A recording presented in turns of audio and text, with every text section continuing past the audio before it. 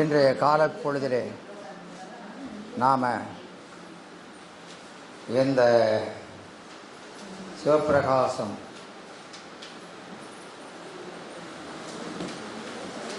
அதில் 16, 17, 18 ஆகிய திருவிருத்தங்களை பார்த்தோம். இதில் இந்த 19வது பாட்டுங்கிறது அது பசு இலக்கணம் சொல்வது. பசு இலக்கணம். இந்த பசுக்கள்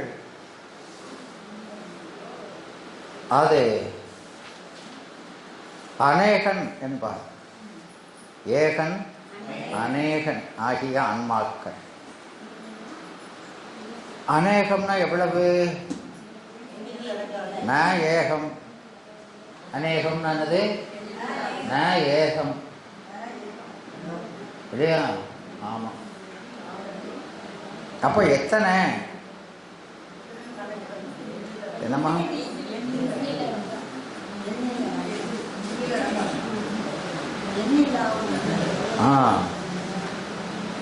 அது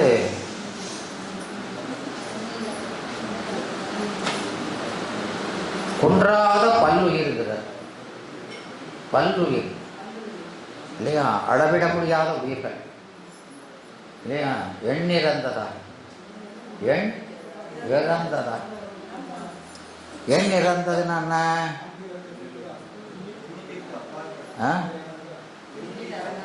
ஆமாம், எண்ணில் அடங்காத உயிர்கள். அப்போ இத்தனைன்னு தொகை சொல்லவே முடியாது இல்லையா? அப்போ இந்த பசுக்களினுடைய இலக்கணம் எப்படி இருக்குது? எண்ணிறந்ததா இருக்குது. அதனால இலக்கியங்கள் பலவா இருக்கு. இலக்கணம் எண்ணிறந்ததா இருக்கிறதுனால எப்படி? ஆமா,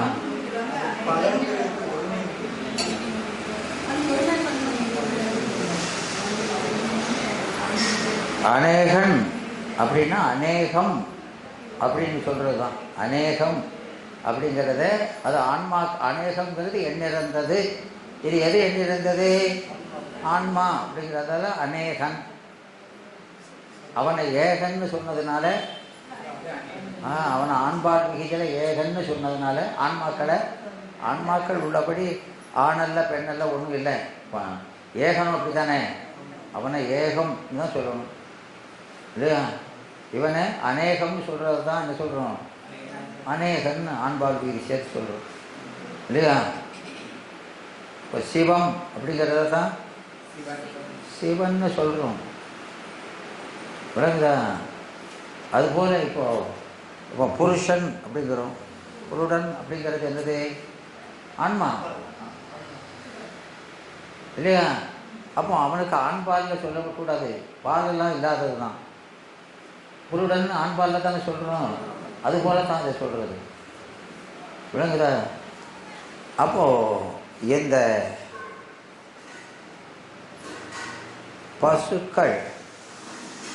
பசுக்கள் அவைகள் அனாதியே பந்திக்கப்பட்டவை.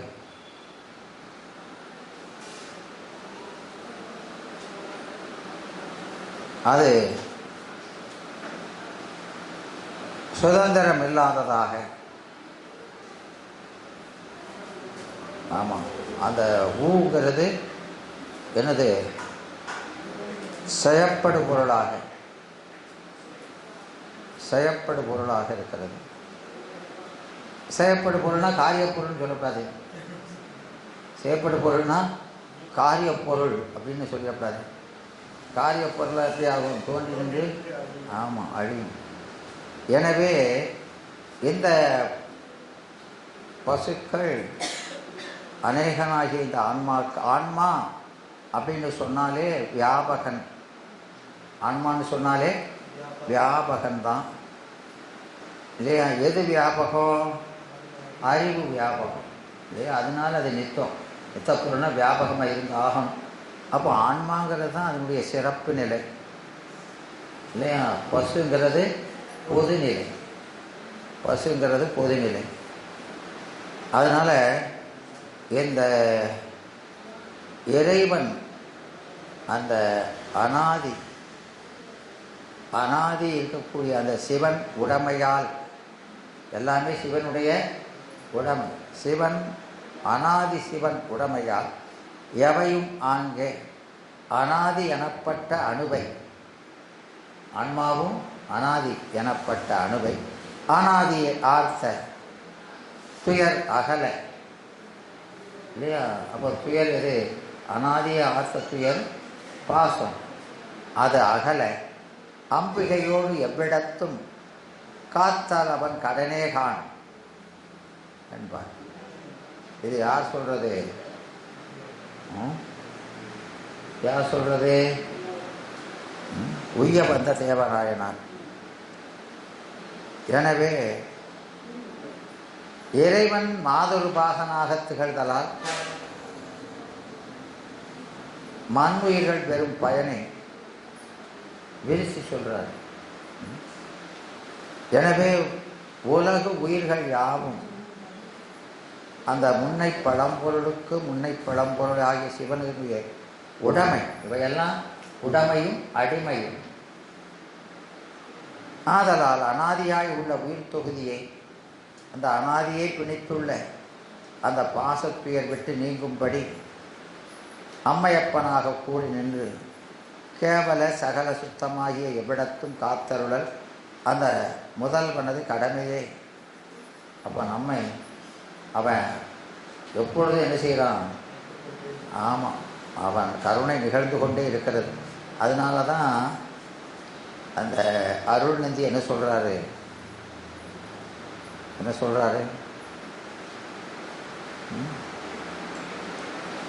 என் பணியாளாய், என் பணியாளாங்கிற. நாம தானே ஆளு. ஆள்னா என்னம்மா? ஆள்னா என்னது?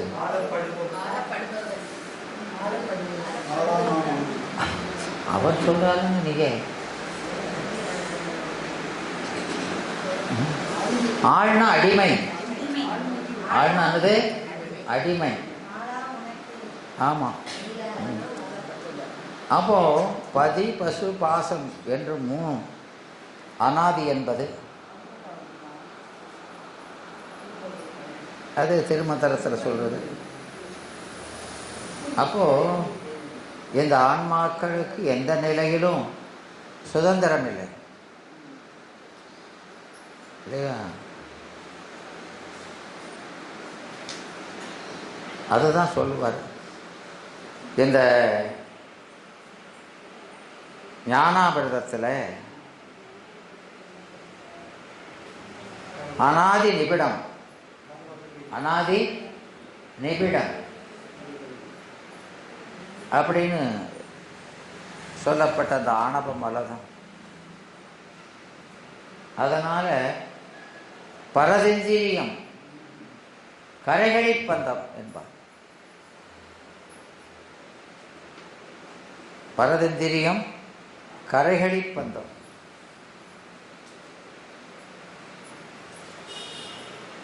அந்த இது ஆணவமலத்துக்கு சொல்கிறது தான். 17வது பாட்டில் ஆணவமலத்தை சொல்லும் போது தான் அதை கடக்க முடியாத பந்தம் இந்த ஆணவ மலம்னு சொல்கிறார்.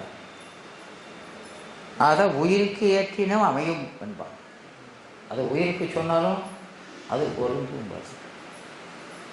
இந்த பரதந்திரிங்கிறது எப்போதுமே இருக்குது அப்படிங்கிறார். ஆனால் நாம் அதை இறைவனுக்கு ஆட்பட்டு இருக்கும்போது அதை பரதந்திரியம்னு சொல்றதில்லை. ஏது சுதந்திரம். ஏன்னா ஆன்மா நினைத்தவாறு அது விரும்பியது. விரும்பி உமக்கே ஆட்பட்டு விளங்குதா? அது விருப்பத்துக்கு மாறாக பந்தப்படுத்தி இருக்கிறது தான் பந்தம். விரும்பி நாம அடங்கி இருக்கிறது பாதுகாப்பு. விளங்குதா? 2ஆம் கிலோ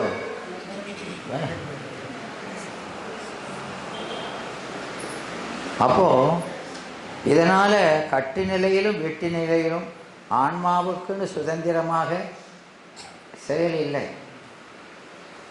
அதனால இந்த ஆர்த்த பிறவி துயர்கட நாம் ஆர்த்து ஆடும் தீர்த்தன் என்பது வெம்பாவை இல்லையா? அதனால எட்டுக்கொண்டாதமை தொட்டுக்கொண்டே நின்றார். அதை என்ன செய்யணும்? தொட்டுக்கொண்டே நிற்றார். அப்படி என்னன்னா விட்டார் உலகம், விட்டார் உலகம் என்று உந்தி தருகிறது. அதுதான் வீடு. அதை தொட்டுக்கொண்டே நின்றாதான் வீடு. கையை எடுத்துட்டீங்கன்னா பார்த்தா பிடிச்சிக்கலாமா? அதனால இது உள்ளம் கவர்கள்வனாகிய இறைவனது அருள்படி நின்றவர்கள் உலக வாதைப்பட்டு வருந்த மாட்டார்கள். இந்த ஆன்மாக்கள் நித்தம், ஆன்மாக்கள் நித்த பொருள். அது குன்றாத அப்படிங்கிறதுனால குன்றாத உயிர் பல்லுயிர், எண்ணில்லாத உயிர்ங்கிறது வேற. பல வகைப்பட்ட உயிர்கள், குறையாத எத்தனை உயிர்கள் பிறவிக்கு வந்தாலும் இருப்பு குறைஞ்சி போச்சுன்னு சொல்ல முடியாது.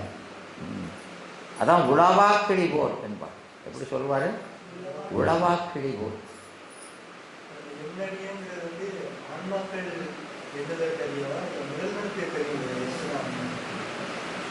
இது அப்படித்தான் வரும்.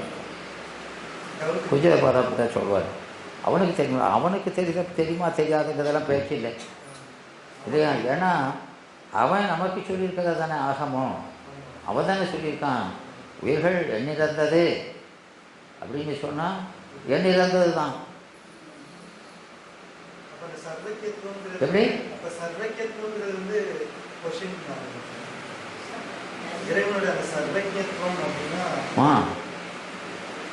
ஆமாம்,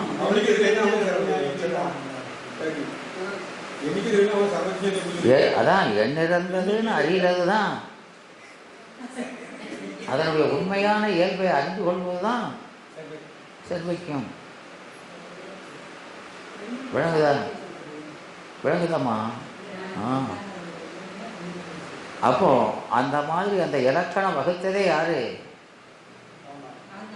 அவன் தானே சொல்லியிருக்கான். உயிர்களை எண்ணிலேன்னு யார் சொன்னது? சிவபெருமானன் தானே சொல்லியிருக்காரு. நம்ம சொன்னோம்னா அது சரிதான். சொன்னவரே யாரு?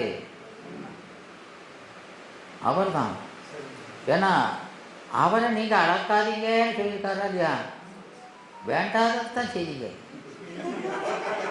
விளங்குதா? ஆமாம், அவனை உங்கள் இதை வச்சு அவன் சொல்லியிருந்தாம்னா எனக்கு தெரியும் அப்படின்னு அவன் சொல்லியிருந்தாம்னா ஓகே, அப்படி சொல்லிடலாம். விளங்குதாம்மா? அவனுடைய இயல்பை நாம் அளக்கவே முடியாதுன்னு சொல்லிட்டானா இல்லையா? என்ன தன்மையன் என்று அறிய ஒண்ணா இல்லையா? அதனால ஆட்பாலவருக்கு அருள் வண்ணமும் ஆதிமாண்பும் கேட்பான்புகில் அளவில்லை, விளக்க வேண்டாம். அதை பற்றி ஆராய்ச்சி பண்ணாதேங்க. இறைவனை இந்த சிற்றறிவை கொண்டு அந்த பேரறிவை நாம் அளக்க, அவன் சொல்லியிருந்தாம்னா அதை வச்சுக்கணுமே தவிர சொல்லாததை நாம் சொல்ல முடியாதே, கூடாது. புரியுதா? அது அப்படி சொல்லிடலாமா இப்படி சொல்லிடலாம். அவன் சொல்லியிருக்கானா ஓகே, இல்லைன்னா சொல்லக்கூடாது. சொன்னால் எப்படி ஆகிடும்? தப்பாக தான் இருக்கும். சொன்னால் தப்பாக தான் இருக்கும். இப்போ அவனை பற்றி சொல்லணும்னா அவனை விட ஒரு உயர்ந்த அறிவு இருக்கணுமா இல்லையா? இருக்கணுமா இல்லையா ஐயா? ஆமாம். அப்படி இல்லாதபடி நாம் என்ன சொல்லக்கூடாது, அப்படியெல்லாம் சொல்லக்கூடாது. விளங்குதா? என்னம்மா? அதான் சொல்லுதேன், அந்த மாதிரி ஆராய்ச்சி செய்யக்கூடாது. அவன் எதுவும் சொல்லியிருந்தான்னா அதை சொல்லணும். இல்லைன்னா நாம் அவனுக்கு தெரிஞ்சிருக்கும்ல, இவனுக்கு தெரிஞ்சிருக்கும்லான்னு சொல்லவே கூடாது. அதனால் இந்த உயிர் என்பது ஒரு பொருளா இல்லை குணமா? அது குணம் அப்படின்னா குணையில்லாத குணம் மாத்திரமா இருக்குமா?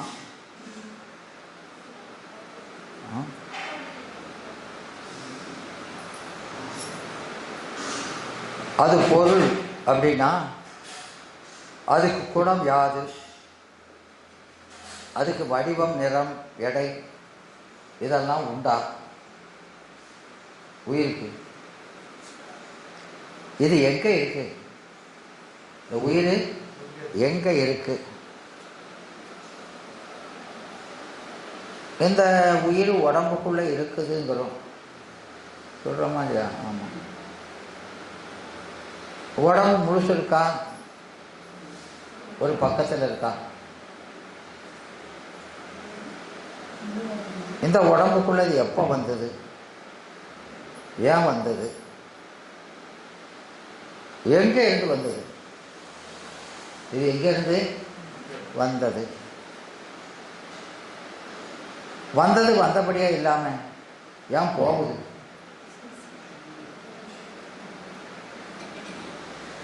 இது இந்த உடம்புல இருந்து போனதுக்கு அப்புறம் எங்க போகும்?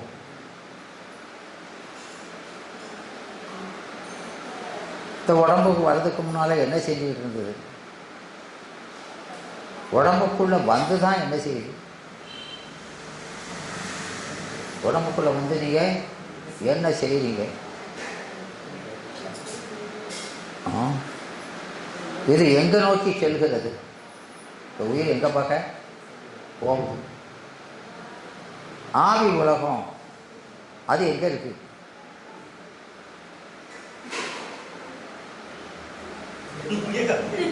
உலக அவங்க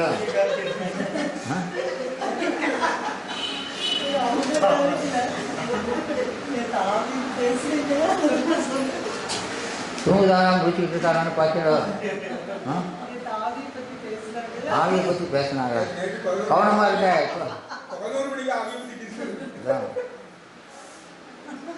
அதான் எழுதி விடுவாங்க, எந்த சமயத்தில் தூங்கிறாங்க, உங்க சப்ஜெக்ட் வருது அப்படின்னு.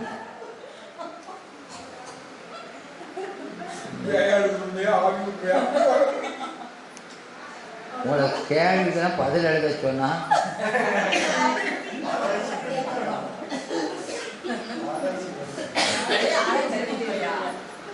வேண்டாததை பேசிட்டு அப்புறம் இந்த உடம்பை விட்டு நீங்கிய உயிர்களெல்லாம் அந்த ஆவி உலகத்தில் இருக்குன்னு சொல்கிறாங்க. அது அங்கேயே இருக்குமா? எவ்வளவு காலம் இருக்கும்? உயிர் என்பது காட்சி பொருளா? அது நமக்கு தெரியாட்டாலும் யாருக்காவது தெரியுமா? இப்போ நீ அவன் அப்படிலாம் சொல்கிறோமே, நீ நான், இதனால் குறிக்கப்படுற பொருள் எது இல்லையா? நான் கருப்பு, சிவப்பு, குண்டு, மெலிஞ்சிருக்கேன் அப்படிலாம் சொல்கிறோம். இதெல்லாம் என்னது இல்லையா? அப்போது இந்த உடம்பு, அந்த உடம்புக்கு ரெண்டு நிலைகள் இருக்குது இல்லையா? ஒன்று உடம்போடு கூறியிருக்கிறது, இன்னொன்று உடம்பை விட்டு பிரிஞ்சு இருக்கிறது. இருக்குதா இல்லையா? அப்படி ஆமாம். அந்த உடம்பும் அதை உடம்புலேருந்து நீங்கினா அது வேற பேரை சொல்கிறாங்க. இந்த உடம்பும் உயிரும் ஒன்று தானா வேற வேறையா? இந்த உடம்பு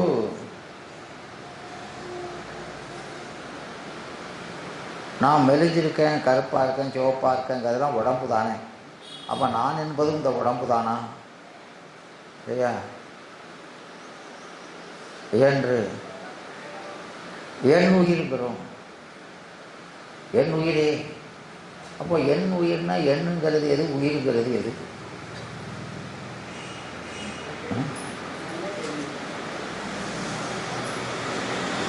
நான் தான் உயிரா?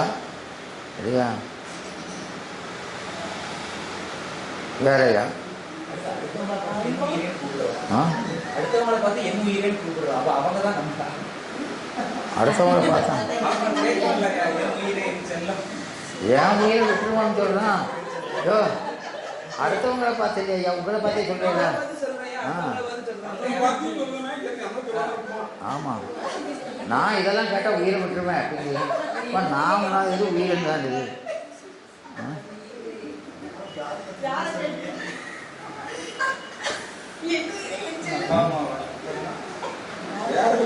சரி, இதில் உயிர் பக்குவம் வராதது, பக்குவப்பட்டது அப்படிங்கிறோம். அது உடம்பை வச்சு சொல்கிறோமா, உயிரை அறிவை வச்சு சொல்கிறோமா? உடம்பு குழந்தை பருவத்தில் பக்குவம் இல்லாமல் இருக்குது, பிறகு வளர வளர பக்குவம் அடையுது. அப்போ இந்த உடம்பு பக்குவம் அடைவது தான் உயிர் பக்குவம் அடைவதா?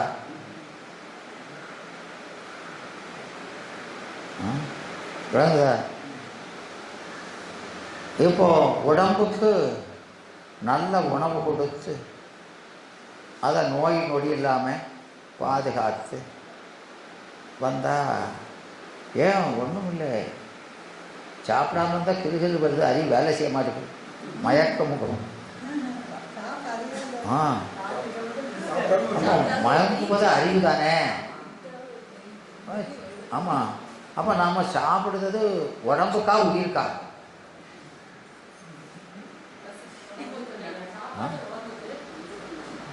அதெல்லாம்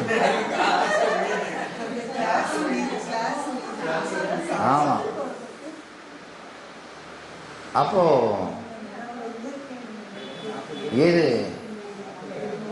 இந்த உயிருக்கு வளர்ச்சி இருக்குது அப்படின்னா அது முதிர்ந்து இறந்து போயிருமா? வளர்ந்து முதிர்ந்து உதிர்ந்துருமா? இல்லையா? முதிரும் போதெல்லாம் உதிர்ந்து போதா இல்லையா? அப்படி இந்த உயிரும் அப்படி. ஆமாம், அப்படி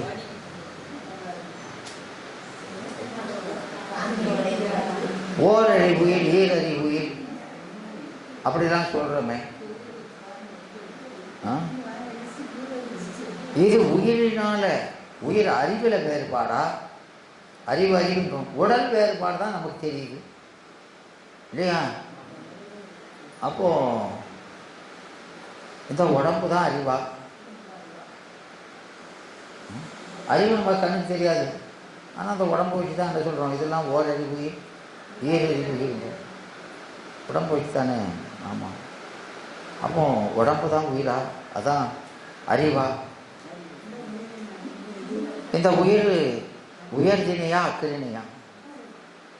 இந்த உயிர்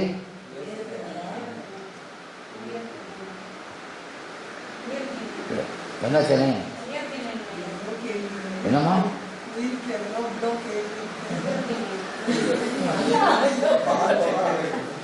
உயிர் ஆண் உயிர் பெண் உயிர் இருக்கா? அது கிடையாது. ஆமா, இந்த உயிர்கள் படைக்கப்படுவனவா?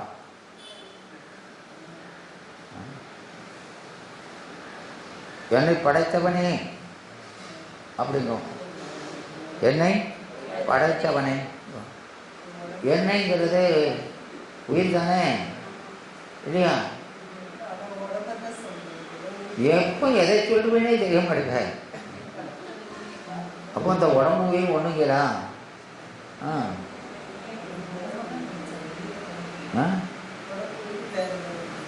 அப்போ நீங்கள் அப்போ நாம் இங்கே ஆண்டவன் நம்ம படைக்கிறோம்னா உடம்புங்கிறீங்க, நாமுங்கிறது அப்போ உடம்பா? அப்படி கேட்டால் இல்லைங்க.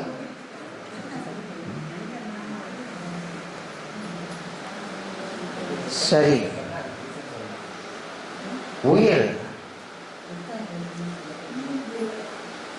அழிந்து விட்டது என்று யாரும் சொல்றதில்லை. உயிர் நீங்கிட்டுதுங்க, உயிர் நீங்கிட்டது, போயிட்டுது, உயிர் போயிட்டுது. அங்கேருந்து வேற எங்கேயோ இடம் மாறி இருக்கிற மாதிரி சொல்கிறோம். உயிர் போயிடுதுங்க, அப்படித்தான் சொல்கிறோம். அப்போ அது நீங்கிச்சுன்னு அர்த்தமா, அழிஞ்சிடுதுன்னு அர்த்தமா? ஆன்மா ஒரு பொருள்னா அதுக்கு சக்தி, அறிவுங்கிறது சக்தி. அந்த சக்தி வேறு, அறிவு வேறா? எத்தனை சக்தி இருக்கும்?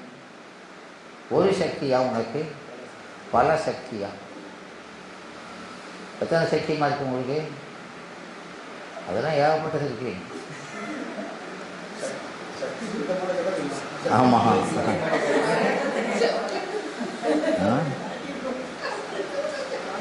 அந்த சக்தி நம்ம அறிவிலும் மேலானதா?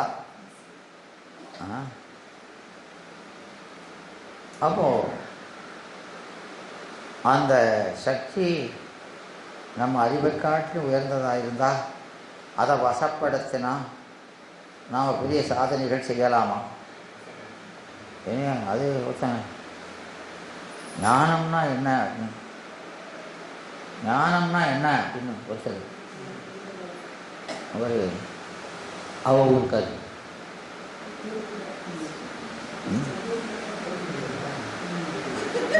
தூத்துக்குடிக்காரன். அவர் சொல்ற ஞானம்னா என்னன்னு, இறைவனை வசப்படுத்துவது ஞானம். இறைவனை வசப்படுத்துவது தான் ஞானம்.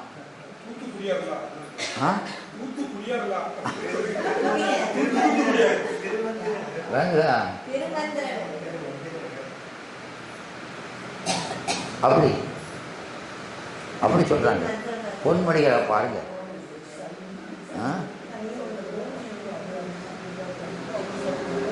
இந்த உயிர் இல்லைன்னு சொல்லலாமா?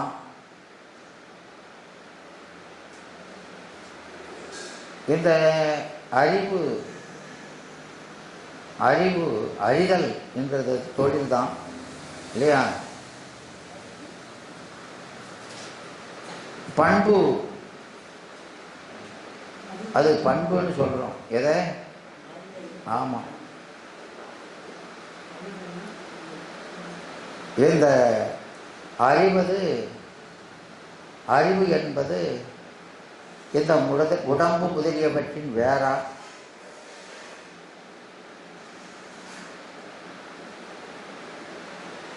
இப்போ உயிர் நீங்கிறதுனா அறிவு நீங்கிறதா?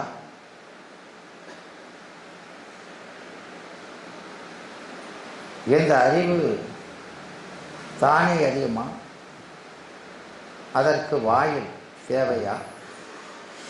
வாயிலில் தேவையா?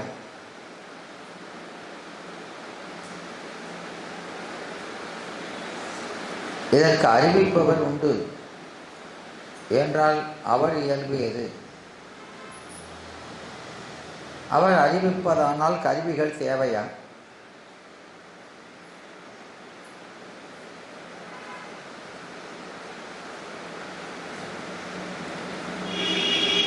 இந்த உயிர்கள் அறிந்தபடியே அறியாது. அறிவு வேறுபடுவதற்கு என்ன காரணம்?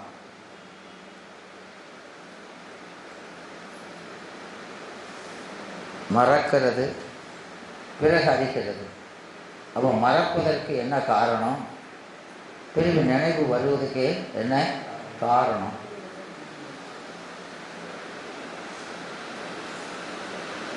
இந்த கேள்விகளுக்கெல்லாம் விடை நமக்கு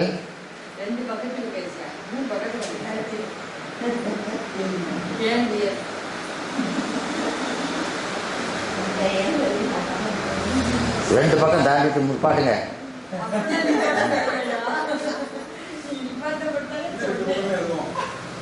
பக்கம் ரெண்டாயிடுது.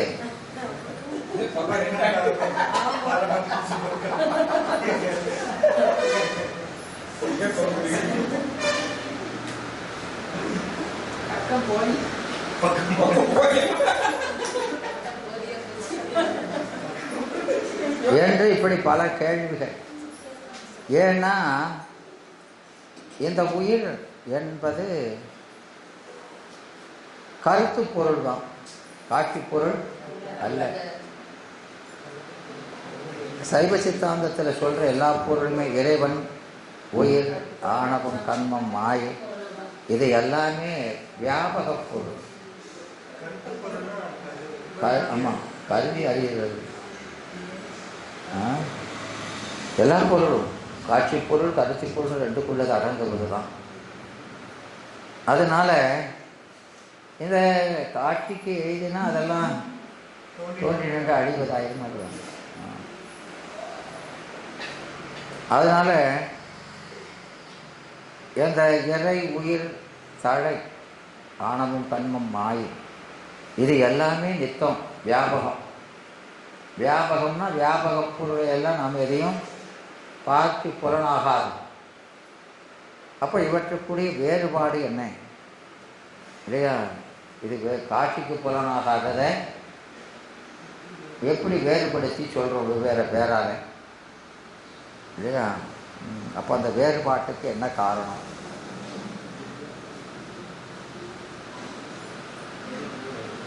பிறப்பு என்பது நமக்கு இயல்பா, இது பிறப்பு நிலை, அது நமக்கு பொது நிலையா சிறப்பு நிலையா?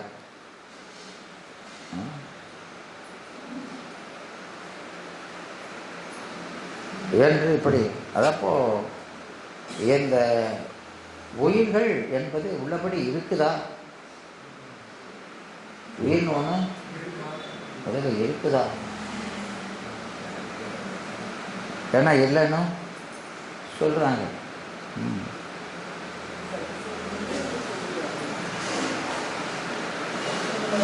எனவே நாம இந்த உயிர் என்பது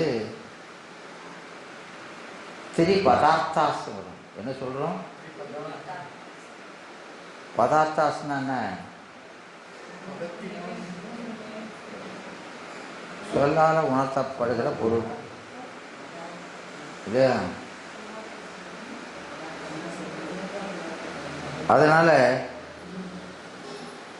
இந்த உயிர் மட்டுமல்ல, இந்த நித்த பொருள்கள் எதுவுமே நம்முடைய புலன்களுக்கு எட்டாத பொருள், அனாதி நித்த பொருள்.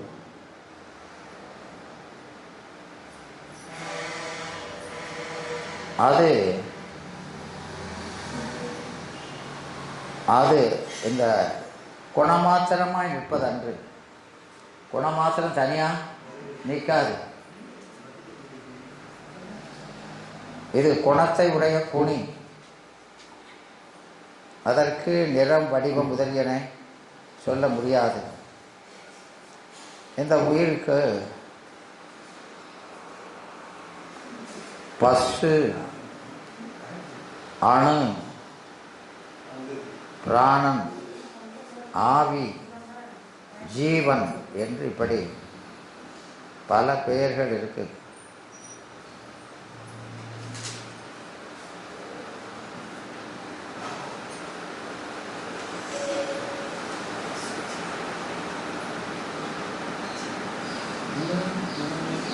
இந்த உயிர்கள், இது நாம் அன்னைக்கு இதில் பார்த்த மாதிரி இந்த உயிர்களுக்கு இது அல்லாத பேரும் இருக்குது.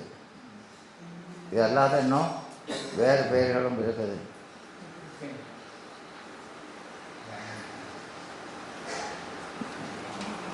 இந்த உயிர்களை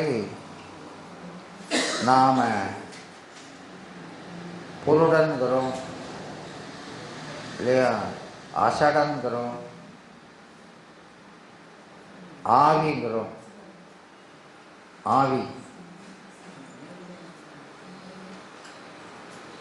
இன்னும் வேற என்ன பேர்கள் உங்களுக்கு தெரியும் இந்த உயிரை பற்றி? என்னம்மா?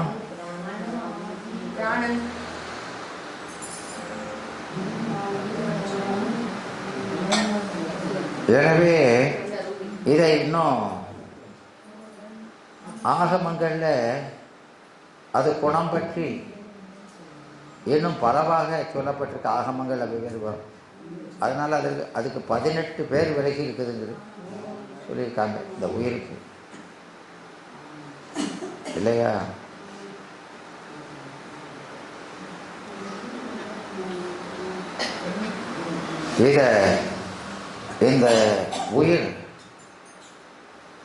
இந்த உயிர் சம்சாரி என்றும் விடை நுகர்பவன் விடை என்றும், க்ஷேத்ரஜன் என்றும், போக்தா என்றும், போகி, சரீரி,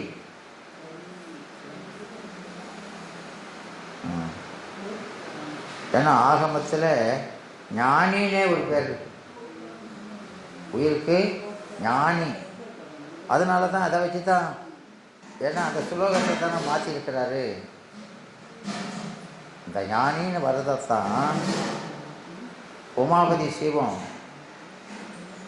இல்லையா, அந்த திருவள்ளுவர் பெயரில் பொறியன்றி ஒன்றும் புணராத புத்திக்கு அறிவு என்ற பேர் நன்றார அப்படிங்கிறாரா இல்லையா? ஆமாம். ஏன்னா இதெல்லாம் ஆகமங்களில் உள்ள ஸ்லோகம். அதை எடுத்து இவர் ஆமாம் அதை தமிழ் படிச்சிருக்கிறார். விளக்குதாமா? அதை சதரசகத்தில் சங்கரகம் அப்படின்னு சொல்லி. ஆமாம், அதனால தான் இங்கே சொல்கிறாரு பொறியின்றி ஒன்றும் புணராத புத்தி தான். ஆனால் அதுக்கு பேர் அறிவு.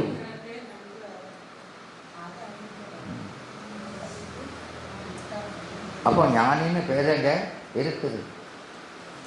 ஆனால் அந்த விடைங்கிறது போகிங்கிறதுலாம் ஒன்று தான். ஆனால் அதை தனித்தனியாக அதில் இருக்குது. எனவே இந்த உயிர் பதி பசு பாசம் என்று ரெண்டுக்கும் இடைப்பட்ட பொருள்.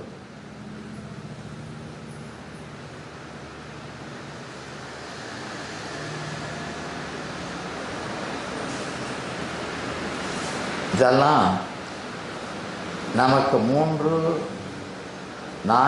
நூற்பாக்களில் சொல்லப்படுவது.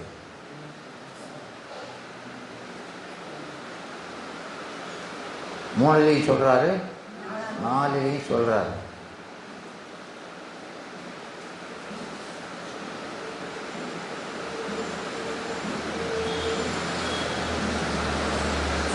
அப்போ இந்த உயிர்கள்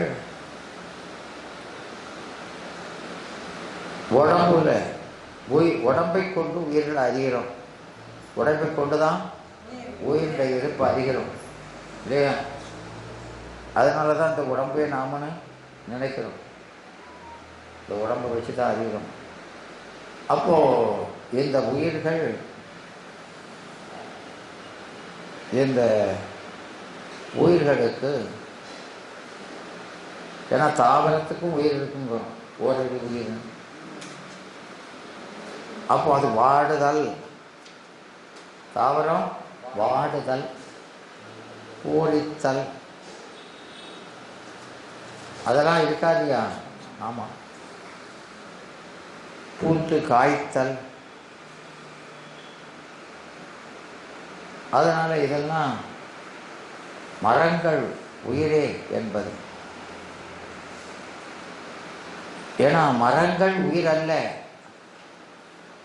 மரங்கள் உயிர் அல்ல என்று பாட்டு இருக்குதா இல்லையா? இருக்குது. பரபக்கத்தில் இருக்குது, பரபக்கத்தில் சொல்லி இருக்குது இல்லையா? அதாவது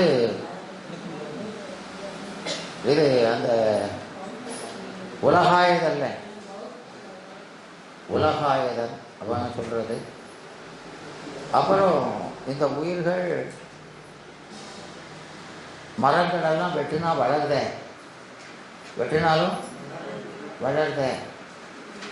அப்போ உயிர் அதில் இருக்குது அப்படின்னு. அதனால அந்த உயிர் இல்லைன்னா கொம்புகள் ஒடித்து நட்டால் ஒய்யும் உயிர் ஒன்று பலவாகுமா? ஒரு கம்பை ஒடிச்சு வச்சா ஒரு மரத்தில் எத்தனை உயிர் தான் இருக்குது? ஒடிச்சு நட்டா ஒரு உயிர் பிச்சு வைக்க பிச்சு பிச்சு வைக்கலாமோ? உயிர அப்படி கேட்காம கருமரத்தின் வேர், வித்து, கொம்பு, கொடி, கிழங்கு இதெல்லாம் இருக்குது. இதெல்லாம் உயிர் இருக்குங்கிறோம் இல்லையா? அப்போ அது முளைக்குது. அப்போ அந்த உயிர் அதில் இருந்ததுன்னா இப்போ முளைச்சிதுன்னா இந்த மரத்தில் இருக்கிறது அந்த மரத்தில் இருக்கிறது ஒரே உயிர் தான், அது வேற உயிர் ஆகிட்டான் அப்படின்னா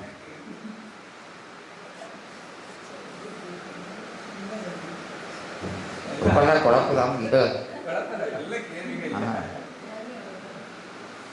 இது சௌத்ராந்திகர்.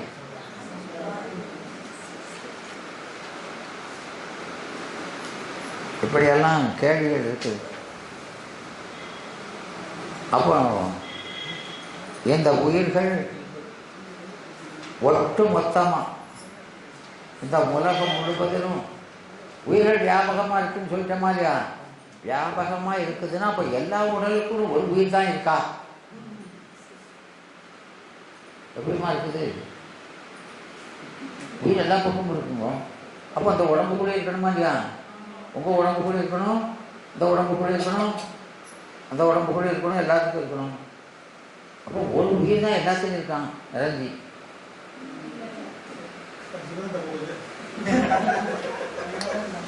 அப்படிதானம்மா? ஏன் அப்படித்தானே வரணும்? எல்லா பக்கமும் இருக்குதுன்னா உங்க உடம்பு கூட இருக்குமா இல்லையா? இருக்கு. அந்த உடம்பு கூட இருக்குமா? இருக்கு. இப்போ ஒரு உயிர் எல்லா இடத்துலையும் பறந்துருக்கு. என்னம்மா?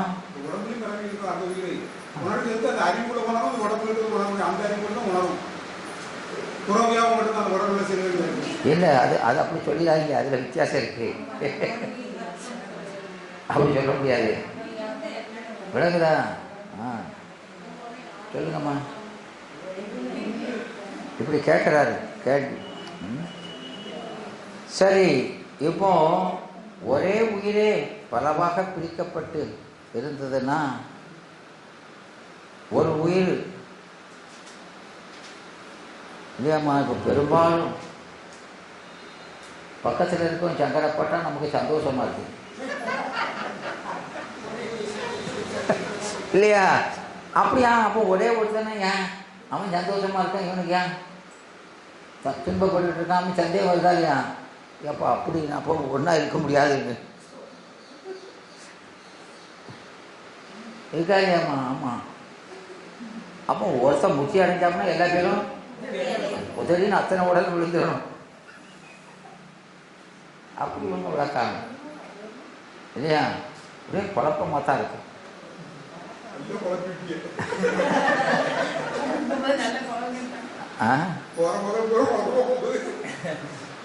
அப்போ இந்த உயிர் அழியும் தன்மையுடையதுன்னு ஆயிரும். எல்லா உயிருக்கும் ஒரே வகையான அறிவும் அனுபவமும் உடையதாக இருக்கணும் ஒரு பொருள்னா இல்லையா? அப்போ எல்லா உயிர்களும் ஒரு காலத்திலே தோன்றி ஒரு காலத்தில் அழிதல் வேண்டும். உலகம் என்பது இந்த உலகம் மட்டுமன்று, எத்தனையோ புவனங்கள், அதில் அண்டங்கள்லாம் 101 கோடியின் மேற்பட விரிந்தனங்கும் இல்லையா? சொர்க்கம் நரகமெல்லாம் இருக்குங்க. அப்போ ஒரு உயிர் பலவாகி இங்கே இருந்து துன்பத்தை அனுபவிக்கும், அங்கே இருந்து இன்பத்தை அனுபவிக்கும். அப்படியெல்லாம் ஒரே குழப்பம் வந்துருமா இல்லையா? இல்லையாம்மா, இந்த உலகத்தில் எல்லா பக்கமும் இருக்கான்னு அந்த உலகத்தில் இருக்கவும் தானே. அப்போ சாலோகம் சாருகமெல்லாம் என்னது?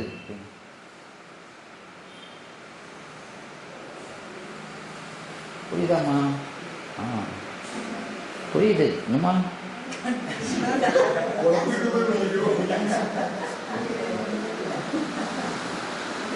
அதனால உயிர்கள் பல என்றாலும் உலகில் எவ்வளவு உயிர்கள் உள்ளன என கணக்கிட்டு கூற முடியாது.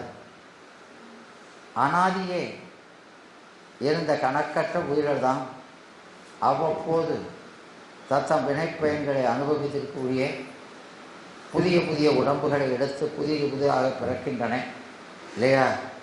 அப்போது ஒவ்வொரு உயிரும் முக்கியடையும் வரை இப்படி இறந்து பிறந்து கொண்டே இருக்கும். எனவே அவ்வப்போது புதிதாய் உயிர்கள் பிறப்பன அல்ல,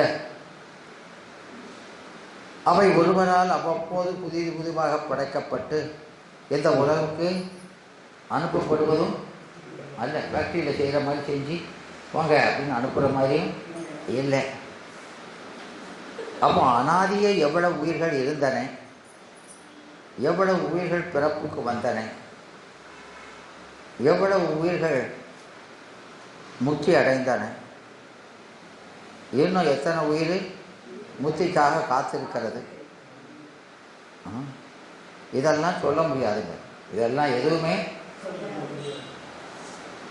அதை இறந்தனன்னு சொன்னதுக்கப்புறம் அதை சொன்னால் முதல்ல சொன்னது தப்பு, விளங்குதா? அதனால தான் பிறந்த நாள் மேலும் பிறக்கும் நாள் போலும் துறந்தோறும் துறப்போர் தொகை என்றார். எனவே இந்த உயிர்கள் படைக்கப்பட்டன என்று கொண்டால் அது ஏன் படைக்கப்பட்டன? ஒரே வகையாக படைக்கப்படாமல் பல்வேறு வகையாய் ஏன் படைக்கப்பட்டன? இந்த உடம்பை படைத்து கொடுக்கும் சிவம் இல்லை, உயிரை படைக்கிற உடம்பை தான் படைக்கான். அப்போ அந்த உடம்பை படைத்து கொடுக்கும் சிவம், கொடுக்கறது சிவம் தானே. ஆமாம், உயிர்கள் தாமே உடம்பு எடுத்துக்கொள்வன அல்லங்கிறோம். நாமே உடம்பு எடுத்துக்கொள்ள முடியாது. அவன் இப்போ இந்த உயிர்களெல்லாம் சிற்றறிவுடையதுங்கிறோம். சிற்றறிவுனா என்னது? அறிவு எங்கே இருக்குங்கயோ, பிறகு சிற்றறிவுங்கயோ. ஏமா சிறு சிறுன்னுட்டு பிறகு எல்லா பக்கமும் இருக்குங்க.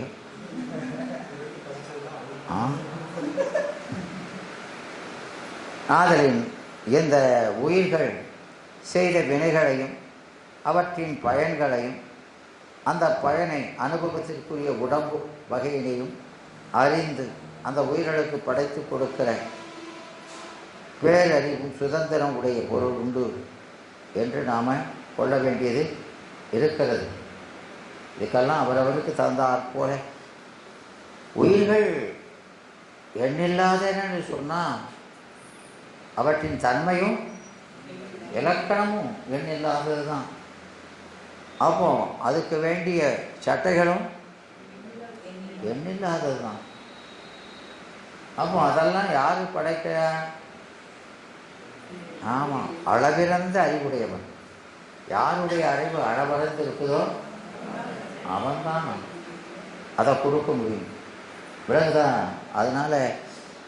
இதனால் சிவத்துக்கு உயிர்களின் அறியாமையை நீக்கி அவற்றுக்கு ஆனந்தத்தை தர வேண்டும் என்ற கருணை இயல்பாகவே இருக்கிறது. அது அவனுடைய இயல்பு. இந்த சிவத்துக்கு ஆன்மாவால் என்ன பயன்? இப்போ இத்தனை உயிர்களுக்கு புத்தி கொடுத்தா இவனுக்கு இவ்வளவு இன்பம் கூடும்னு இருக்குதா? இப்போ இத்தனை மாணவர்களை பிஹெச்டி பட்டம் வாங்க வச்சு கைடுனா இவனுக்கு அதனால பயன் இருக்குது. அது மாதிரி இறைவனுக்கு இருக்குதா? தெரியாதுங்களா? என்னம்மா?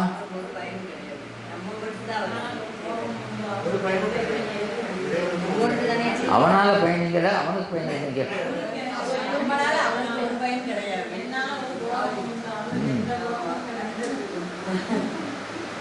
உயிர்கள் அனுபவிக்க வேண்டிய கண்மப்பயனுக்கு ஏற்பவே ஒவ்வொரு உயிருக்கும் வேறு வேறாக உடம்பு கொடுக்கப்படுகிறதுங்க இல்லையா?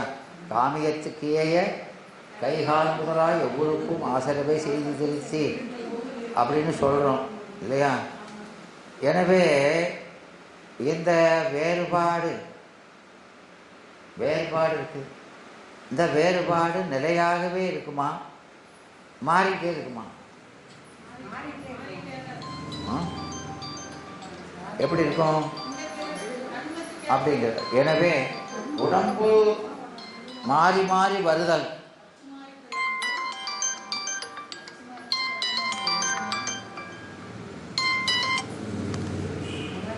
இந்த உடம்பு மாறி மாறி வருது இல்லையா?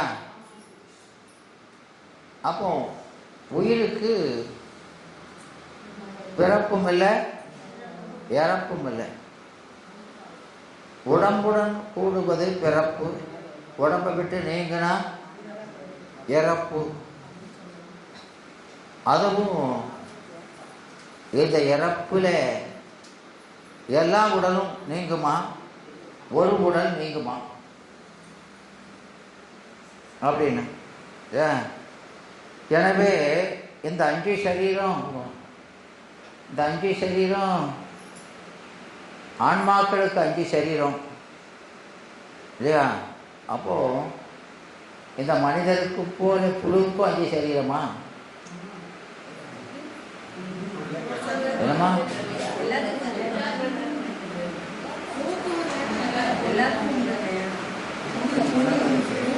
அதான் கேட்குறேன்.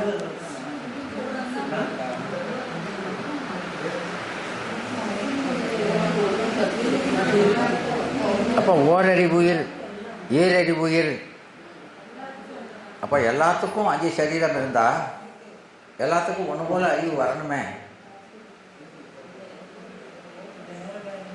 என்னம்மா? வேற வேற. இப்போ மாற்றிக்கும் சார், ஏன் கஷ்டப்படுவீங்க?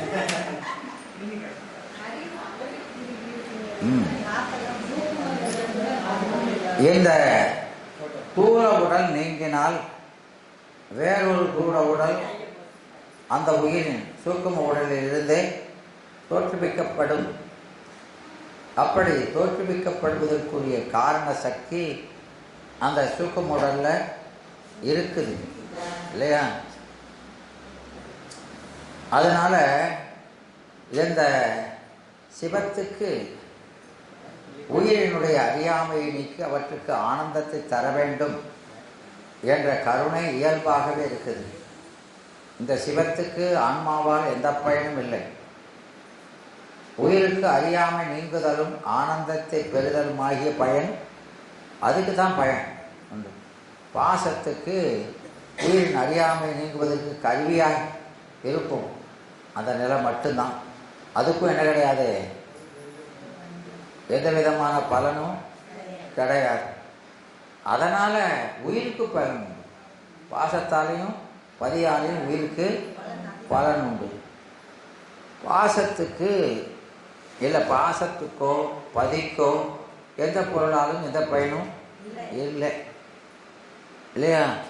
அப்போ பாசமும் பதியும் ஒன்றா இல்லையா?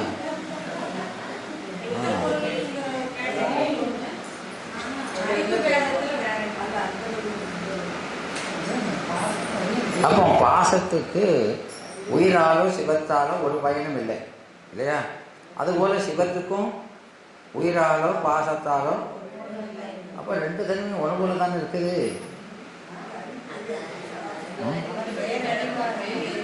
அதுக்கு எப்படியோ அப்படித்தான் இருக்கு. பிறகு வேற எங்கேயோ உயிர்கள் அனுபவிக்க வேண்டிய கர்ம பலனுக்கு ஏற்பவே ஒவ்வொரு உயிருக்கும் வேறு வேறு உடம்பு கொடுக்கப்படுகிறது இல்லையாம்மா?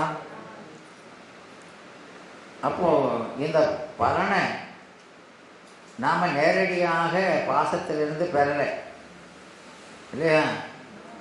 இடையில யார் இருக்கா? அவன் இருக்கான் இல்லையா? அவனுடைய பங்கு என்ன? நாம செஞ்ச வேணா பலனை கொடுக்குது இல்லையா? அது பலனை கொடுக்குது, நாம பலனை அனுபவிக்கும். அவன் இடையில ஒருத்தன் இருக்கான, அவன் என்ன தான் செய்யலாம்? என்னம்மா?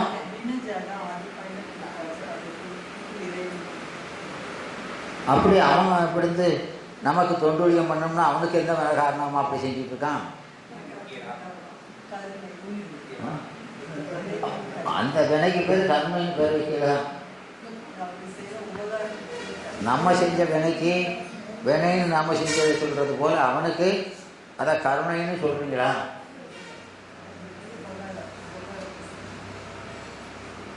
அதனால இந்த உயிருக்கு அந்த தூள உடல் நீங்கினால் வேறொரு உடல் வருது இல்லையா? அப்போ அந்த உடல் ஒரு உடல் நீங்கினா அது வேறொரு உடல்ல போகுது இல்லையா? இந்த ஆன்மா ஆமாம், அந்த உடல்ல வேறொரு உயிர் போகுமா?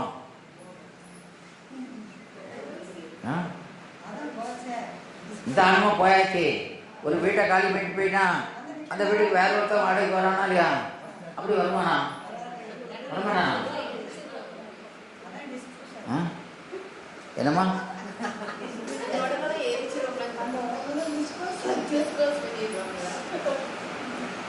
அது அந்த சீனாக்காரன் சொல்ற மாதிரி அவன் சாவும் போய் கூட வச்சு பெதிச்சிருவான், எல்லாத்தையும் இடிச்சிருவான். இல்லட்டா வீடுகளெல்லாம் இடிச்சா அடுத்த பிறையை பிறக்கும்போது கூடயே வருமா? அந்த காலத்தில் அது அவங்க சொத்து. இப்போ அதை கொஞ்சம் மாற்றி இது லாய்க்கப்படாது அப்படின்னு என்ன செய்தான், அந்த கொள்கையெல்லாம் மாற்றலை. அதுக்கு மாதிரி கடையில் வீடு செஞ்சு வச்சுருப்பான், அதை கூட வச்சு பிதைச்சிருக்கான். விலங்குதாம்மா, விதவிதமான வீடுகள்லாம் வச்சிருப்பான். மாடு குதிரை இதெல்லாம் கடையில் இருக்கும் இல்லையா? அதை அந்த மாதிரி செல்வராக பல பசுக்கள் குதிரை இதெல்லாம் இருந்திருப்பார். அதனால அதை வாங்கி கூட வச்சு இப்போ சமாதி பண்ணிடுறாங்க. துட்டும் செல்வந்தராக இருந்தால் கொஞ்சம் துட்டியும் போட்டு விதைப்பாங்க. விளக்குதா?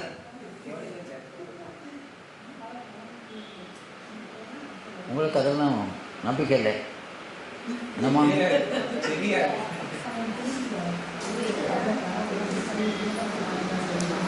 அதனால தான் இங்கே ஏன்னா மாறியும் உலகம் எல்லாம் வருவது எங்கே நின்று அப்படின்னு ஒன்று கேட்கிறாரா இல்லையா?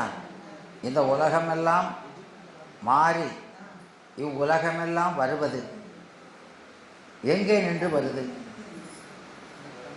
அப்படின்னு கேட்கிறாரு. உடம்பிலிருந்து நீங்கிய உயிர் இந்த உலகத்திலேயே வேறொரு உடம்பில் செல்லும். இந்த உலகத்திலேயே இங்கேருந்து வேறொரு உடம்புக்கு போகுமா, அல்லது சொர்க்க நரகங்களில் அதற்கேற்ற உடம்புக்கு சென்று இறுதியில் அது சிவத்திடம் செல்லும். ஆனந்தத்தை அனுபவித்து கொண்டிருக்கும் சிவத்தை அடைந்த உயிர் மீள பிறப்பது உண்டா? மீள பிறப்பது உண்டா? இந்த உயிர்கள் 3 வகையாக இருக்குது. 3 வகையாக இருக்குது.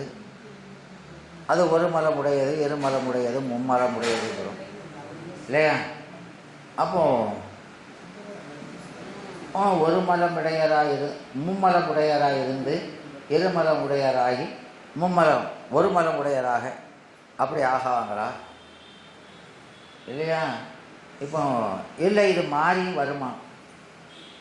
இப்போ ஒரு மலம் உடையராக இருந்தவர் அப்புறம் திடீர்னு 2 மலம் உடையவரா 3 மலம் உடையராக ஆயிடுவாரா? அப்போ சகலராக இருக்கிறவர் பிரளயகலர் ஆவார், விஞ்ஞானகலர் ஆவாருங்க இல்லையா? அப்புறம் விஞ்ஞானகலராக இருக்கவர் சகலராக வருவாரா? பிரளயகலர் இருக்கவர் சகலராக வருவாரா? வருவாரா? அவன்கிட்ட தான் கேட்கணும்.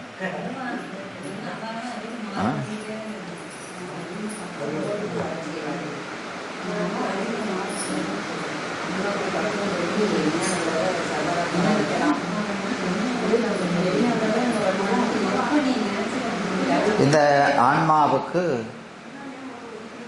அறிவு, ஆன்மாவுக்கு அறிவுடைய பொருளுங்கிறோம். அப்புறம் பாசஞானம் பசிஞானம், ஆன்மா தான் அறிவுடையதுங்கிறோம். ஆன்மஞானம், பாசஞானம், பசிஞானம், சிவஞானம் அப்படின்னு 3க்கும் ஞானம் சொல்கிறோம். இப்போ பசுவும் சிவமும் 2ம் அறிவு பொருளுங்கிறோம் இல்லையா? அது சரிதான். இந்த பாசத்துக்கும் ஒரு அறிவு இருக்குன்னு சொல்கிறீங்களே, இந்த அறிவித்தாலும் அறியாது சடப்பொருள்னு சொன்னீங்க. இப்போ பாச ஞானம் முக்கியம். அப்போ அங்கே ஞானம் இல்லைன்னு சொல்கிறவங்க இப்போ ஞானம்னு சொல்கிறீங்க.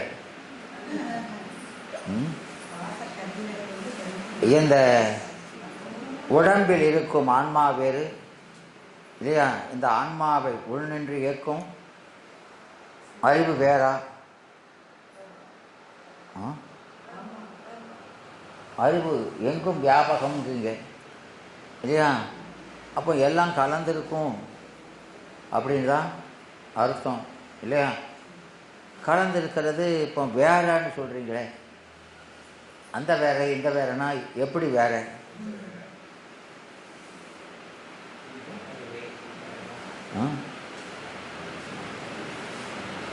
அப்போ இந்த ஆன்மாக்கள் எல்லாமே வியாபகம். ஒவ்வொரு ஆன்மாவும் வேற எங்கேயோ இலக்கணத்தால் வேறுபட்டுங்கயோ, ஆனால் எல்லாம் ஒன்றோட ஒன்று கலந்துருக்குங்கயோ. இது கலந்ததன் வண்ணமாயிரும் அப்படிங்கயோ. அப்போ எல்லா கடையும் ஒன்று போலெல்லாம் வந்திருக்கணும். எல்லா உயிரும் கலந்து தானே இருக்குது இல்லையாம்மா? கலந்து இருக்குது. கலந்ததுன்னா இந்த ஆன்மாவுக்கு எதோட கலந்ததோ அந்த தன்மை வரணும். இப்போ எல்லா பேரும் ஒரு மாயா ஒரு பேலன்ஸ் ஆகிருக்கணுமே, ஆகிக்கணுமா இல்லையா?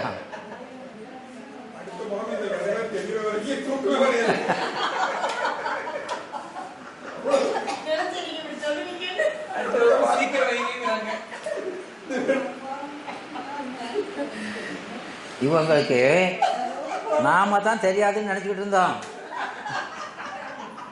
இப்போ கூட 2 பேர் சொல்கிறாங்க, சந்தோஷம்.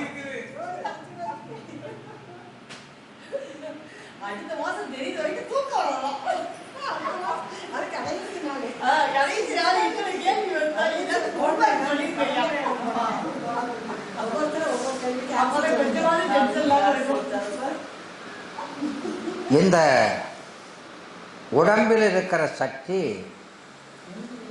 உடம்புல சக்தி என்பது உணவினால் வருகிறது இல்லையா? உடம்புல சக்தி உடம்புனால வரணும் இல்லையா? இந்த உடம்பு மூலமாக தான் உங்களுக்கு அறிவு விளங்குதுங்க இல்லையா? அப்போ இந்த உடம்பு ஊட்டமாக இருந்தால் அறிவும் இருக்குதா?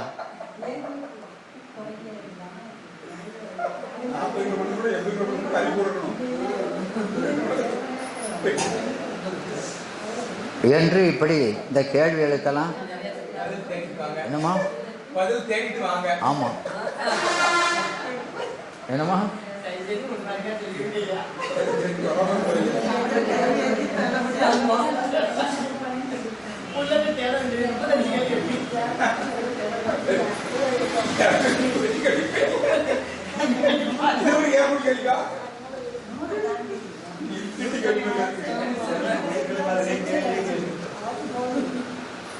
எனவே இந்த ஆன்மா இதை பற்றி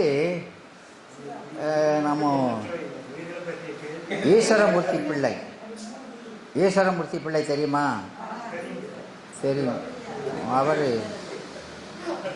அவர் நான் அப்படின்னு ஒரு நூல் நான் அப்படின்னு எழுதியிருப்பார். நான் தான் ஆன்மா.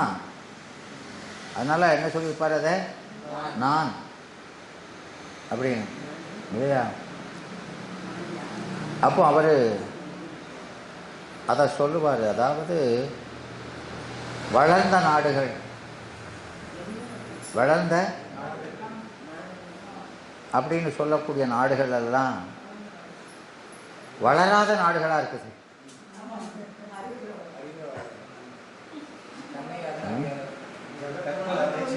ஆமாம்.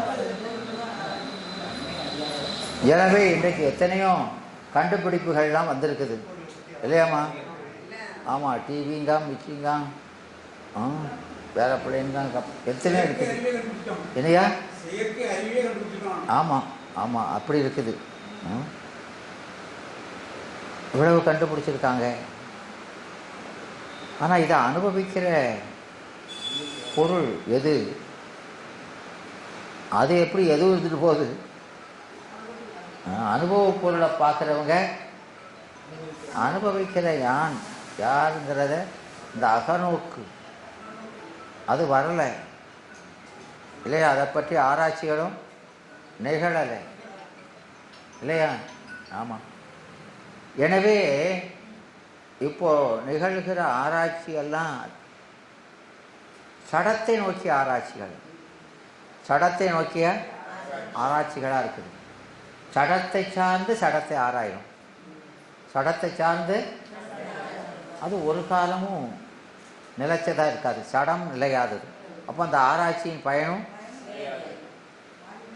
ஆமாம், அதைத்தான் செய்கிறாங்க. அப்போ இந்த சடத்தை முழுமையாக உணரணும்னா என்ன வந்திருக்கணும்?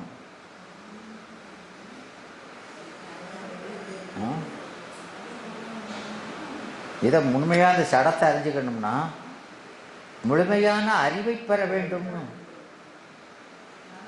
அப்படிங்கிறத தெரியலை. ஆனால் நம்முடைய நூல்களில், ஞான நூல்கள் பூரா எல்லாமே எதை சார்ந்து இருக்குது? சிவத்தை சார்ந்து. அதனால் அவர்கள் அந்த மெய்ப்பொருளை சார்ந்திருக்கிறவர்கள் ஞானிகள். இது விஞ்ஞானிகள். இந்த விஞ்ஞானிகள் எல்லாம் இப்போ இதை பாசஞானம் சிறந்து, பாசஞானம்ங்கிறதே வினைவழி விளங்குகிற சடஞானம் தான். அது விளக்கம் பெற்றவரே என்று அவர்கள் ஞானிகள் அல்ல. விளங்குதா? அப்போ அந்த அறிவெல்லாம் மாற்றத்துக்குரியது தான். விளங்குதா? அப்போ யார் அந்த சத்தான ஞானத்தை, சத்தனுடைய ஞானத்தை பெறுகிறார்களோ அதுதான் உண்மையான ஞானம். அது நம்முடைய ஞானிகளிடத்தில் நிறைந்திருந்தது. அவர்கள் சிவத்தை சார்ந்து அந்த அறிவை பெறுவதில் முயன்றார்கள். அந்த அறிவை பெற்றால் எதை அறிந்தால் எல்லாம் அறிந்ததாகிறதோ அதை அறிய தலைப்பட்டனர் இல்லையா? இதுதான் நமக்கு அந்த 31வது பாட்டு திருவருள் பயனில் என்னது? என்னம்மா?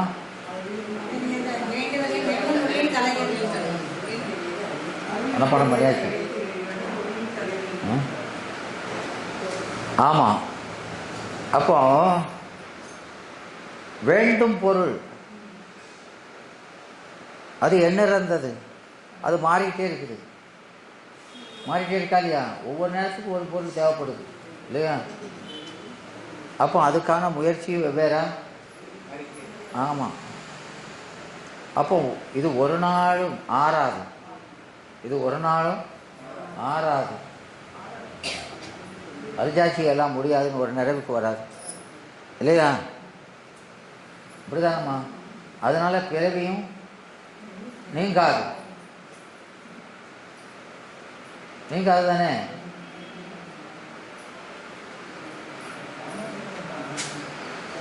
என்னம்மா, உலகத்தை அறிஞ்சிட்டு இருக்க பிறகு பிறவி நீங்காது தானே? ஆமாம் ஆமாம், அப்படி சொன்னா தான் தெரியும்.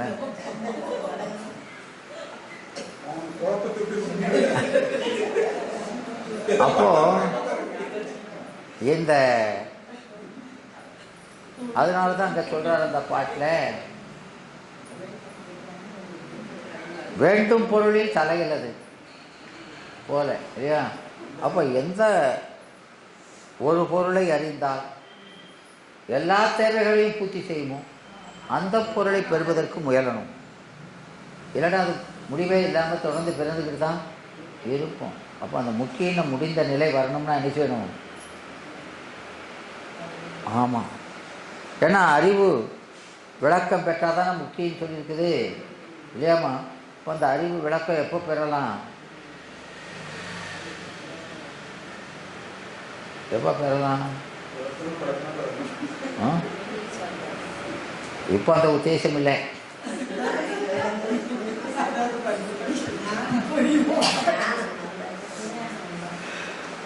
அப்போ எப்போ வேணால் அந்த சிவத்தை எப்போ அறிகிறோமோ அப்போ தான் அந்த பற்று அவனிடத்தில் சிவஞானம் எப்போ விளங்கிச்சோ அது சிவஞானம் நம்ம அடுக்கு போய் நம்முடைய உண்மை ஞானம் எப்போ விளங்கும்னா அவனோட கூடனா மட்டும்தான் விளங்கும் இல்லையா? அப்போ தான் பிறவி நீங்கும். புரியுதாம்மா? அதனால எல்லாரும் எதை நோக்கி முயற்சி செஞ்சாங்க? சிவத்தை பெறுவதற்கு. ஞானிகளெல்லாம் சிவத்தை பெறுவதற்கு அந்த முயற்சி செய்தாங்கன்னா அவங்களுக்கு உலகம் அவங்களுடைய வியாபியமாக இருக்குது. இங்கே இருந்தவாறே எல்லா உலகத்தில் இருக்கிறதையும் அறிஞ்சாங்களா இல்லையா? அறிஞ்சாங்க. இங்கேருந்து எங்கே வேணாலும் போவாங்க. இங்கேருந்து அங்கே போகிறதுக்கு ராக்கெட் இல்லையே, அது பார்க்குறோமா இல்லையாம்மா? ஆமாம், பார்க்குறோம். இங்கேருந்து அவர் அங்கே போனார் இங்கே போனாருங்கிறோம். போனாருன்னு சொல்கிறோமா இல்லையா? ஆமாம். அவர் இந்திர லோகத்துக்கு போனார், முசுகுந்த சக்கரவர்த்தி இந்திர லோகத்துக்கு போயிட்டாருங்க. இப்போ ஒருத்தனும் அதுக்கப்புறம் போன மாதிரி தெரியலையே இல்லையாம்மா? ஆமாம். அப்போது அந்த வழக்கம் இந்தியாவில் இதுதான் நிறைஞ்சிருந்தது. அந்த வேத ஆகமங்களை மட்டும்தான் நூல் என்று கருதி அதை தெளிவதில் தான் இருந்தாங்க இல்லையா? அதனால் அவங்க சிவத்தை அறிஞ்சு எல்லாத்தையும் அறிந்தவர்களாக இருந்தாங்க. ஆனால் அவங்க இப்போ நாம் அதை சொல்லிக்கிட்டு தான் இருக்கோம், அப்படி இருந்தோமா இப்படி இருந்தாங்களான்னு. அந்த பயிற்சியெல்லாம் இப்போ நமக்கு இல்லவே இல்லை. எனவே எந்த அருவுருவம்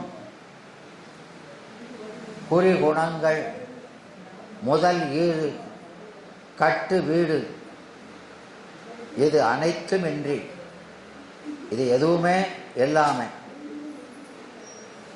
பெருமையதாய் நுண்ணியதாய் பேர் உணர்வாய் ஆனந்த பிழம்பாய் எங்கும் ஒரு முதலாய் அழிவின்றி ஓங்கு ஒளியாய் நிறைந்து உளதாய் உயிர்களோறும் விரவி உடன் தொழிற்படும் புலங்கொடுத்தி வீடு உய்க்கும் பதியாம் என்று சொல்லுவார். விளங்குதா? இது பதி. அவனை சார்ந்தாதான் நமக்கு அந்த உண்மை அறிவு என்பது விளங்கும். விளங்குதா? இந்த உயிர்கள் எண்ணறிதாய் எப்படி இருக்குது? எண்ணறிதாய் நித்தமாய், நித்தம் இந்த உடல்கள் அனித்தம்னாலும் இந்த உயிர்கள் நித்தம். எனவே இந்த பசுவர்க்கம் நற்பசுவர்க்கம் என்ன சொல்றாரு? நற்பசுவர்க்கம். வர்க்கம்னா என்னது? பகை. நல்ல பசு. நல்ல பசுன்னா என்னது? நல்ல சித்து. நல்ல சித்து. நல்ல சித்தின் முன் அசித்து இங்கு ஒன்றாது. இப்படிதானே பார்க்கணும். இப்போ நல்ல சித்து.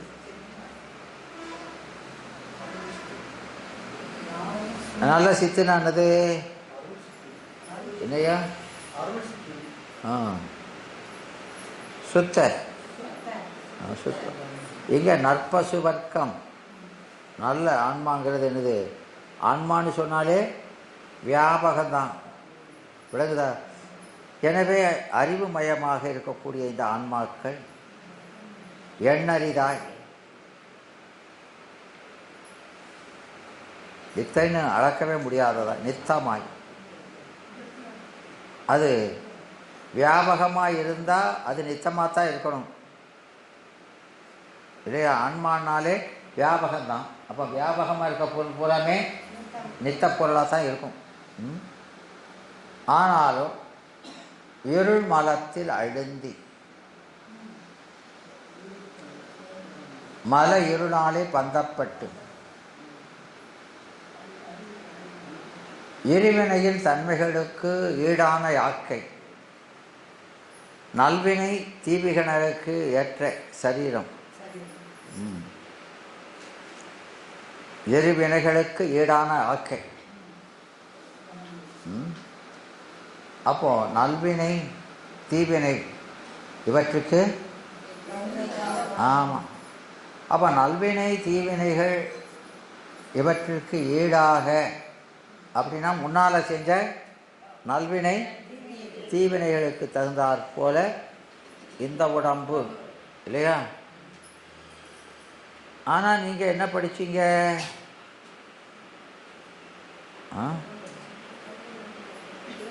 இந்த உடம்பு ஆமாம் நமக்கு நாம் என்ன அனுபவிக்கணும்? நாம் ஆமாம் பேரு இழவு இன்பமோடு பிணி முப்பு சாக்காடு ஆறும் கருவுட்பட்டது அப்படிங்கிறோம் இல்லையா? என்னம்மா அதுக்கு தகுந்தாப்போல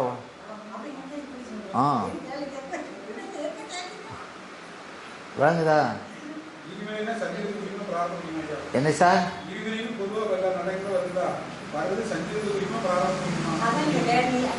தான் கேட்குறேன்.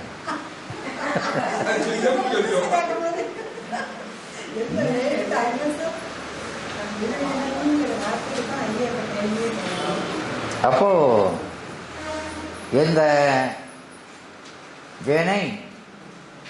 வினைங்கிறது நாம் எந்த வினையை அனுபவிக்க போகிறோமோ இப்போ முன்னால் செஞ்சது அதை நாம் இந்த பிறவில எதை அனுபவிக்க போகிறோமோ அதுக்கு தகுந்தாப்புல தான் உடம்பு. அதுக்கு தகுந்தாப்புல தான் உடம்பு. அப்போ உடம்பு கொடுப்பதெல்லாம் அந்த வினையை கழித்தற் பொருட்டு தான். ஈட்டுறதுக்காக கொடுக்கல, கழித்தற் பொருட்டு தான் கொடுக்கான். ஆனால் இவன் அதை கழிக்க வந்தவன் ஈட்டிக்கிட்டுதான் விளங்கிக்கிட்டுதாம்மா. அவன் கொடுக்கறதெல்லாம் எது கொடுக்கான்? ஆமாம் கழிச்சிட்டும். ஆமாம் பெருமானுக்கு ஒரு பிறவியிலும் முக்கிய அடைஞ்சிடணும் அப்படிங்கிற மாதிரி தான் கொடுப்பான். இவன் விளக்க மாட்டான். விளங்குதா? அப்போ சரி இவன் பழையபடியும் அழுக்க கழுவ சொன்னான், அழுக்க தியாகிட்டு வந்துட்டான். பழி போய் குடியில பழி விளங்குதாம்மா. அப்போ நமக்கு பல வினைக்கு தகுந்தாற போல தான் இந்த உடம்பு நாம் எதை அனுபவிக்கணுமோ அதுக்கு தகுந்தாப்புல தான் கொடுக்குறான். வினை ஈட்டத்துக்காக கொடுக்கலை. நாம் என்ன செய்ய போகிறோமோ அதுக்கு தகுந்தாப்புல உடம்பா, இல்லாட்டா முன்னால் செஞ்சதுக்கு தகுந்தாப்புல உடம்பான்னு ஒரு குழப்பம் வரக்கூடாது. விளங்குதா? பெருமானுடைய ஒரே நோக்கம் எல்லாரும் பேரும் பாஸ் பண்ணணுங்கிறத நினைச்சான் சொல்லி கொடுப்பாரு. இவன் ஃபெயிலாகுதான், அது இருக்கு வேற. வாத்தியாரு முதலே இவன் ஃபெயிலாக அப்படி சொல்றது இல்லை. புரியுதாம்மா? அப்படி செய்ய மாட்டேல.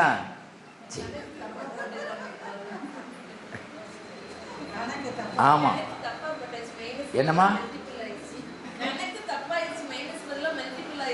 ஆமா, ஏன்னா அதுவும் இயல்பு தான். அவனுக்கு தெரியாம இல்லை, அவனுக்கு தெரியும், அவனுக்கு தெரியும். ஏன்னா அவனுக்கு தெரியாதா? இவன் அறிவு எப்படி இருக்குன்னு தான் தெரியுதானே, தெரியும். ஆனால் அந்த ஆன்மா, இந்த ஆன்மாவுக்கு இந்த வினை அனுபவத்தில் நல்ல உணவு வந்துரும்னு நினைக்கிறான். விலகுதாமா? அது வரமாட்டுக்கு. ஆமாம், அதனால இந்த இருள் மலத்தில் அழுந்தி, எல்லாருமே இருள் மலத்தில் அழுந்தி இருவினையின் தன்மைகளுக்கு ஈடான ஆட்கை அண்ணல் அருளால் நன்னி. அப்போ இந்த உடம்பு இருவினைக்கு தகுந்தாற் போல பெறுகிறது. அந்த உடம்பு இருட்டில் விளக்கு, இருட்டில் விளக்கு. என்னவே? ஆமா, இருவினை அப்படிங்கிறது நல்வினை தீவினை. அதன் தன்மை பாவ புண்ணியம். அதன் தன்மை என்னது? பாவம் புண்ணியம். என்னையா? ஆமா, சஞ்சிதம் தான். வினை நேமுக்கு நேரம் வரதில்லை. நல்லது செய்தான், தீயது செய்தான் இல்லையா? அது அதன் தன்மைங்கிறது. அப்போ அந்த செய்கிற நாம் வினையை செய்கிறோம். அந்த வினை செய்யும்போது அது நல்லது கெட்டதெல்லாம் செய்கிறோம் இல்லையா? அப்போ அந்த கருத்து, அதான் அந்த தன்மை. அதை செய்யும்போது நாம் என்ன கருதினோம்?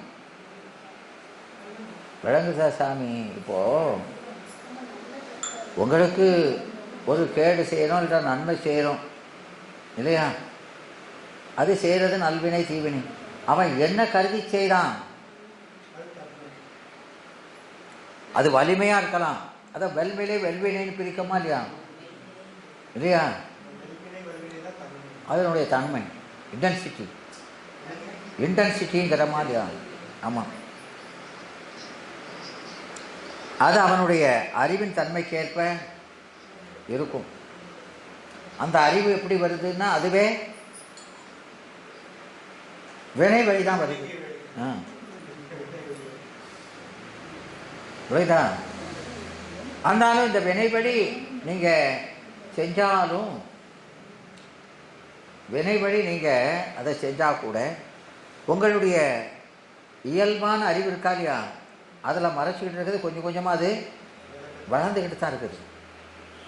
அது வளர்ந்துக்கிட்டே தான் இருக்கும். அதனால தான் அங்கே அந்த நீடும் ஒழிங்கிறார். அதனால் அந்த யாக்கை இருவினை நேர கொடுக்காது, வினை கொடுக்காது, மாயையும் தராது, ஆன்மாவும் பெறாது. அப்படிங்கிறதுனால அண்ணல் அருளால் என்று அதெல்லாம் நீக்கி சொல்கிறார். இந்த மூனையை நீக்கி சொன்ன சொல்கிறாரு, அண்ணல் அருளால் நன்னி.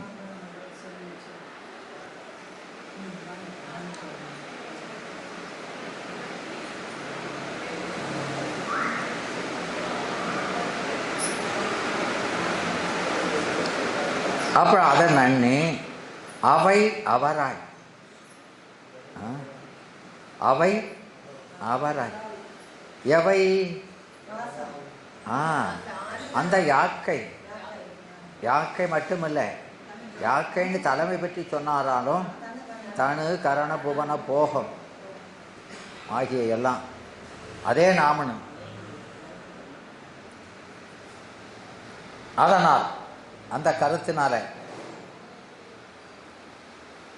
அழகில் போகங்கள், அழகியல் நிகழ்போகங்கள்.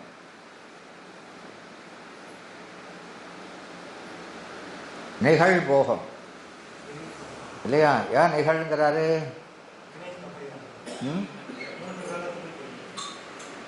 அது அந்த நீரில் எழுத்தும். ஆமாம், அதை மூணுக்கும் கூட்டுறாரா இல்லையா?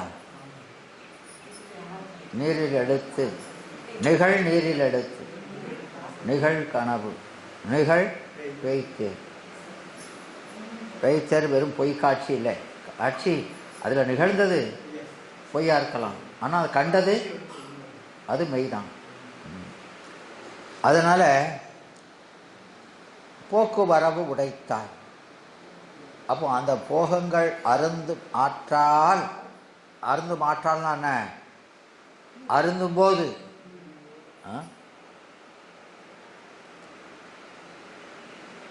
அருந்து மாற்றால் புண்ணிய பாவம் புரிந்து. புண்ணிய பாவம்ங்கிறது சஞ்சிதம், இங்கே சஞ்சிதத்தை குறிக்காது, வெறுப்பு வெறுப்பு. அந்த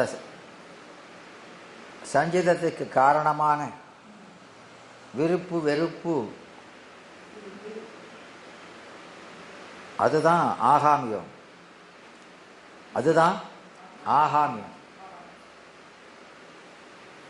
அப்போ ஆகாமியம், சஞ்சிதத்துக்கு காரணமான ஆகாமியத்தை காரியமாக சொல்றது, காரணத்தை காரியமாக உபசரித்தார்.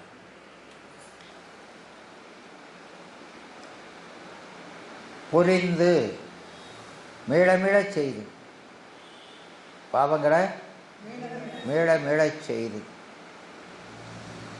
அதனால் அதை அனுபவிப்பதற்கு, அதன் பயனை அனுபவிப்பதற்கு போக்கும் வரவும் உடைத்ததாய். போக்குவரவு உடைத்தாய்.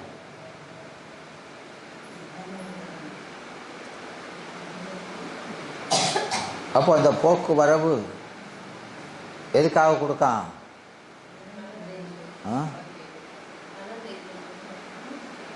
எதுக்குமா கொடுத்தான்? என்னம்மா? ஆமாம், ஏன் போக்குவரவு கொடுத்துருக்கான் அப்படின்னா, நாம் இங்கே வந்தது அந்த அழுக்கு நீங்கத்தானே. எனவே அது நீங்கிற வரைக்கும் போக்கும் மரம் வரவும்.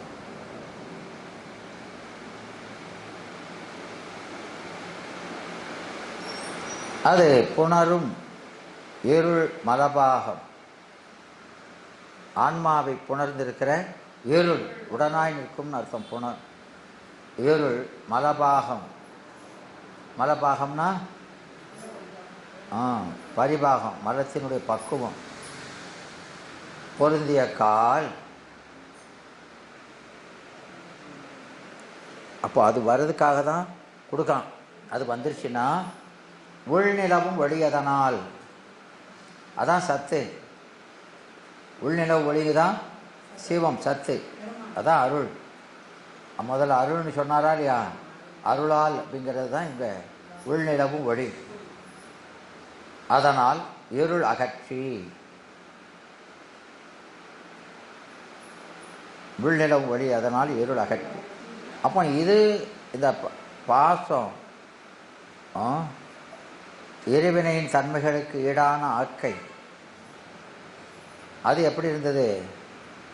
இருட்டில் விளக்கு, ஏகதேச விளக்கு. இங்கே உள்நிலம் ஒளி, அதனால் இருள் அகற்றிங்கிறது முற்றிலும் அகற்றி. நற்பசுபர்க்கங்கள்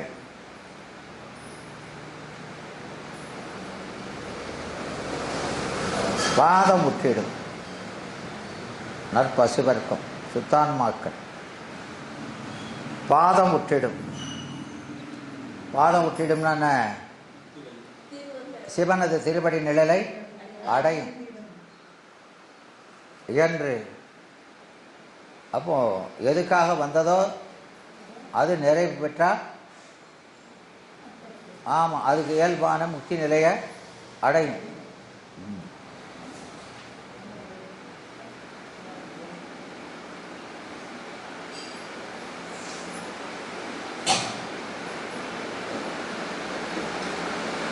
பசுவர்க்கம் பாதம் உற்றிடும் திருவடி நிலையை அடையும் என்று உணர்ந்து உரைப்பன். உணர்ந்து உரைப்பன்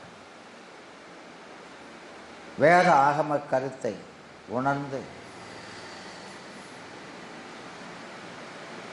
ஞானிகள் சொல்வார்கள்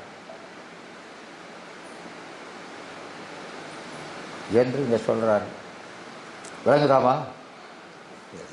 எனவே இந்த பாட்டுக்கு நம்ம பொதுவாக பார்த்துருக்கோம். இதோடு நாம் நிறைவு செஞ்சுக்கிட்டு அடுத்த இதில் நல்லா பார்க்கலாம்.